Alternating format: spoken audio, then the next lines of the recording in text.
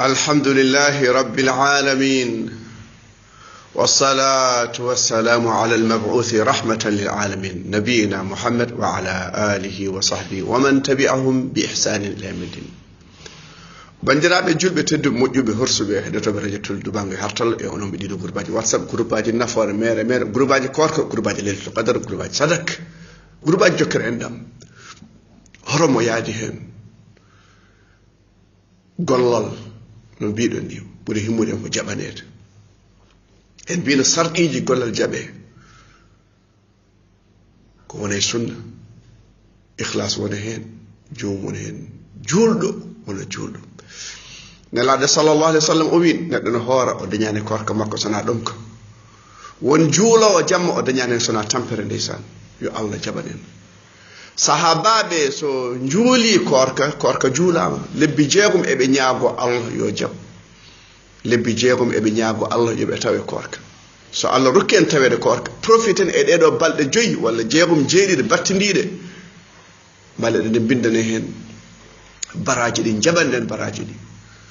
bandiraɓe julɓe won aroɓe darnge ɓe tawton ko ñaayi ko ɗum waɗi Allah wi wa qadimna ila ma amilu min amal fa ja'al haba'an manthura jaɓetake wondade sunna wondade ikhlas walaw ashraku la habita anhum ma kanu ya'malun ikhlas ko Allah tan andi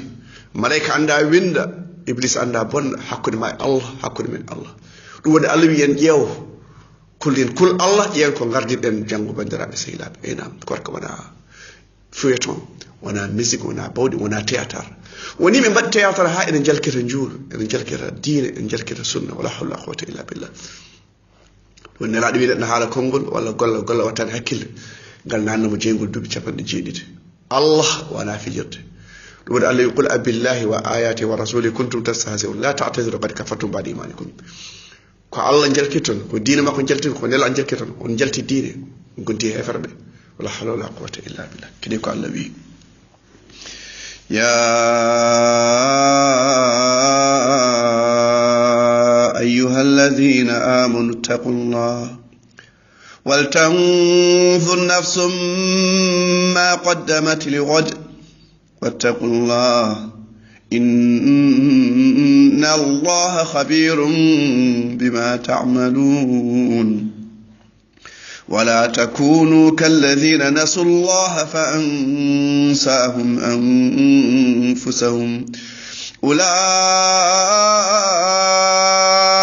أولئك هم الفاسقون لا يستوي أصحاب النار وأصحاب الجنة أصحاب الجنة هم الفائزون لا إله إلا الله محمد رسول الله صلى الله عليه وسلم ko Allah ewni onon gomnu kuli Allah yewe ko gardiɗen janggo koye bandiraɓe sehilaɓe yen kul Allah korka ko ɗum ɗaɓɓa hen kutiba alaykum siyamu kama kutiba ala alladhina min qablikum la'allakum tattaqun Allah yi farle men korka mbaɗene kul Allah bandiraɓe aljanna natno kul Allah en kaali ayo en mbi Allah ne yiɗi hulɓe Allah yetta heɗɗawo mbaɗa hakkude ma kala ko welani Allah goppa mbasa ƴewde ko welani Allah mbasa heɗade ko welani Allah mbasa memde ko welani Allah mbasa yade ko welani Allah mbasa joɗade ɗo Allah jalkite ɗo diina jalkite e nam وقد نزل عليكم في الكتاب أن إذا سمعتم آيات الله يكفر بها ويستهزئ بها فلا تقعدوا معهم حتى يخوضوا في حديث غيره ساجود ميم مجلكر دين مجلكر جم سنة وننت الله دين هيفر بنافقه فوار بيجيب ولا حول ولا قوة إلا بالله يمكن قرر الجنة نلا صلى الله عليه وسلم gede de aduna way ko kondani ko tawda ton e mojjere yettu Allah sa tawi ko mojjani hor fel sona hoorema nam la yastawi ashabun nar hornande be non yejjitbe Allah be jejjit keeri Allah be jejjit jamiroje Allah be jejjit hadde Allah be donki sendudo ko keeri Allah e ko na keeri Allah sa yejjiti Allah jejjitda nasullah fa nasiyahum inam jom jengol be noddi Malik deno jeygulo duuɓi ujunere woyɓe ñiiɓe ɗon ɗo jeygulo wala hawla quwwata illa billah ñande neɗɗo sohli Allah nde ñande darnge nde ñande ɗomkane ñande darnde joom yejjite bandiraɓe seeɗa jejjinoɗe keeri Allah enam ulaika humul fasiqun fasiqun ɓooriɗo e diina bandiraɓe sehilaɓe o yiɗa sona gueɗe pankere ko ɗum o ƴeewata ko ɗum o heɗoto ko ɗum o nanata so imanagal haalama ɓerde makko cycle o aña ɗum o nefa ɗum o yiɗa jooɗa ɗon wala hawla wala quwata illa billah ko ɓen perti bandiraɓe sehilaɓe enam joom aljanna en e joom jeygol ɓe potani wallahi ɓe potani bandiraɓe sehilaɓe enam لا يستوي أصحاب النار وأصحاب الجنة هم الفائزون جم الجنة بيقول ملابي بيقول جنيب يا الله ولني بالجنة بندرا بسيلا بينام en mbiino gollal ko jaɓaneede annabi ibrahima alayhi salam nde o mahrono ngoro ndi kaaba kanko ismaila oɗon nganndi ko ñaagi allah yo allah jaɓanmo ibrahima o ngannduɗaa allah mantii ɗum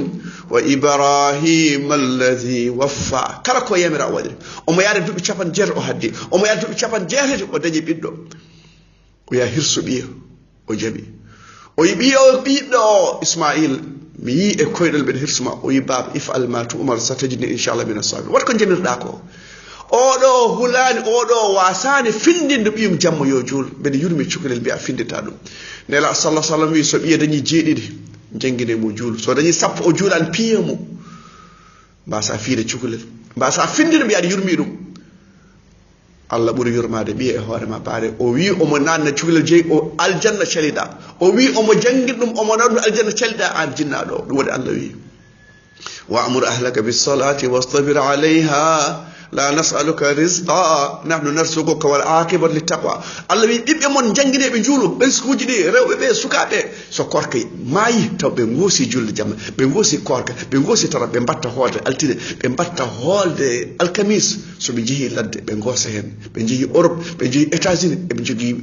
base e diine ɓe mbasa funtere ɓe mbasa homtere bandiraɓe seeɗa so ɓiɓɓe ma ganda diine ɓe ganda tawhid ɓe ganda sunna ɓe ganda juulu soɓe jeehi ladde sarnaki ɓe bona toon ɓe mbatta yarde jaram bonɗam simmi bonɗo sababu sabu diine ala e ɓerde maɓɓe jinaɗe jangguinade bandiraɓe sehlab ceesma ko ibrahima ñaagui o ñaagui yo allah jaɓane korka men tarawih o leylatul qadre o sadak o e kumtade ɗi fof yo allah jaɓanen bandiraɓe sehlab enam وإذ يرفع إبراهيم القواعد من البيت وإسماعيل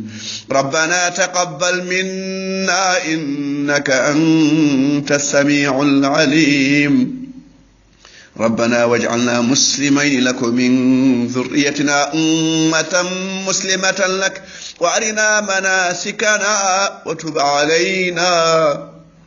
علينا إنك أنت التواب الرحيم بندراب إبراهيم ويك يوم جابر كانكو إسماعيل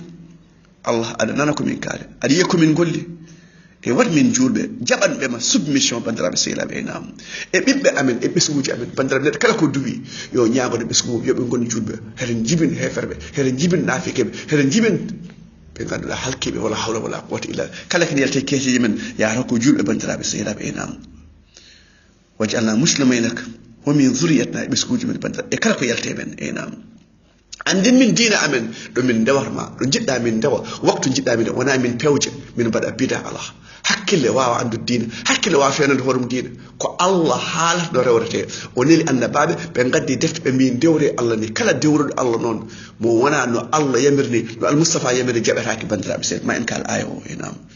ibrahima ñaagui e oɗo makka yo allah addu hen annabi allah jaabi duwaw makko nela sa sallam ko duwaw annabi ibrahima bandiraɓe sehilaɓe enam rabbana wab'ath fihim rasulan minhum yatlu alayhim ayatika wa yuallimuhum alkitaba walhikma wa yuzakkihim innaka antal azizul hakim e allah nele mabɓe annabi ndeysan sallallahu alaihi wasallam on woni duwaw ibrahima o jangina ɓe defte o andina ɓe hikma o laɓɓina ɓe ndeysan an ka joom izze ka joom hikma kala ko mbatta koye place ndeysan ɗum woni andi almoustapha o nela e yimɓe fof o nelira yurmede fof ibrahima wi almoustapha sa yi mbiya leñol ma mbeɗa salminaɓe mbiyaɓe aljanna leydi mum ene moƴƴi awirte ko subhanallah walhamdulillah wala ilaha illa allah wallahu akbar nela sallah sallam wi o wi rokkude teera way kono rawandu tuura metto tuure mum a rokki Allah juulu a watti jiyaade jama a watti horde a watti ñippude gile a watti nangu ɗemgal hoto korka ma dottoɗa mettoɗa ko tufɗa ko ala ngara tuuben tawba nasuha ya ayyuha alladhina amanu tubu ila Allah tawbatan nasuha tawba ganduɗa en nimsiri ko ɓenni ko pewnen hande ganniɗen janggo wattude ko mbaɗanɗen ko boni ko yoɗani ko fewani ko bandiraɓe sehilaɓe nam tin Ousmane annabaɓe fo mbiyama so almoustapha ari eɓe guuri yoɓe ndewe makko non nenam bandam miñam mawnam wallahi alladi la ilaha illa dewal Allah koko almoustapha yamin o nani ɗiɗo juulude o nani ɗiɗo wirduji fof e ɗeɗo balɗe ko ɓuri hen hewde sellade almoustapha yamirani o wi o yiɗa tampen o yiɗa lorlen hay coccorgal o wi o yiɗa lorlen annaba fof mbiyama so ari yo gogre mina ma sen ndewani makko hoto paɗen sa rewe neɗɗo jumo oɗon gandi mo mayani sukkeraki saabu mo mayani anda ko jogori wattindede anda battane makko no wayata hande ko juulanol o natta juulde hande ko bonnor sunna o natta wadde hande ko pewnol o natta fewde aduna ene bonna diine debbo ne bonna diine jawdi ene bonna diine laamu ene bonna diine on nanani mayɗo holko wi ma aghna anni maliya halaka anni sultani o jawdam nafanimi laamam nafanimi kaadi sabu halki kam hol sababu o rewrani Allah o yiiloraki ɗum no dagui bandiraɓe sehilaɓe enam وإذ أخذ الله ميثاق النبيين لما آتيتكم من كتاب وحكمة ثم جاءكم رسول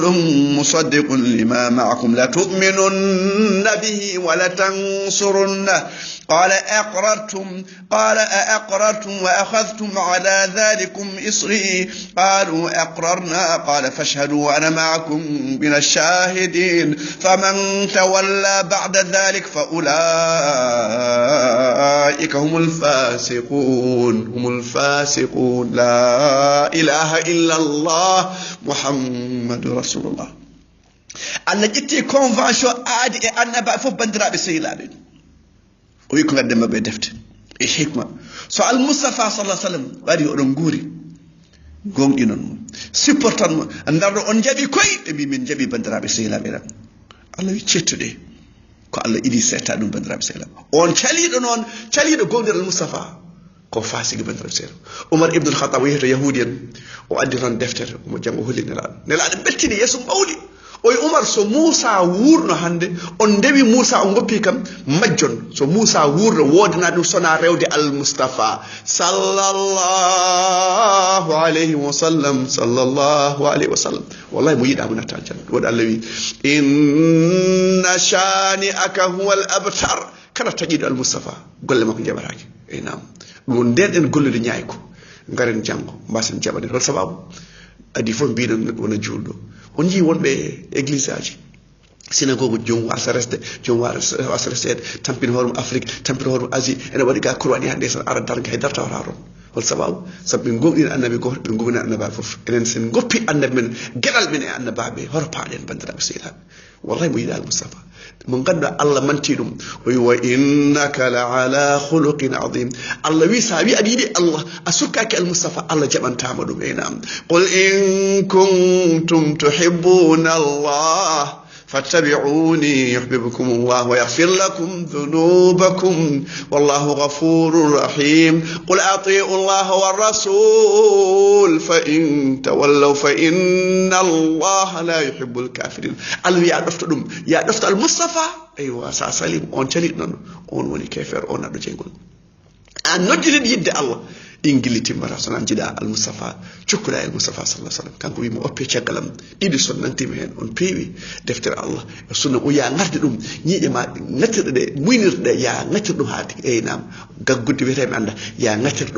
ɗum sunna makko enam namtuɗen hen oɗo jamanu dantade sunna yidde Allah rewde lawol Allah sirat mustaqim laabi sappo jeeɗiɗi eɗen ñaago ɗum mbaɗa ko nangude ƴulmede jeygol ni ko seeɗa wallatma ko seeɗa jingantuma ko seeɗa darantuma kono so Jibril janginima so Jibril jinganima julɓe jinganima yiɗɓe al-Mustafa hay goto liɓatama bandiraɓe sehilaɓe enam wa in tadahara alayhi fa inna allaha huwa mawlah wa Jibril wa salihul mu'minin wal malaikatu ba'da dhalika dhahir Allah أختم بالباقي صالح الأعمال اللهم تقبل منا إنك أنت السميع العليم وتب علينا إنك أنت التواب الرحيم. اللهم أعتق رقابنا من النار ورقاب آبائنا وأمهاتنا وأزواجنا وذرياتنا بجودك وكرمك يا أكرم الأكرمين. اللهم بلغنا ليلة القدر واجعلنا من أتقائك من من النار. اللهم أعتق رقابنا من النار وآبائنا وأمهاتنا. سبحان ربك رب العزة عما يصفون وسلام على المرسلين والحمد لله رب العالمين.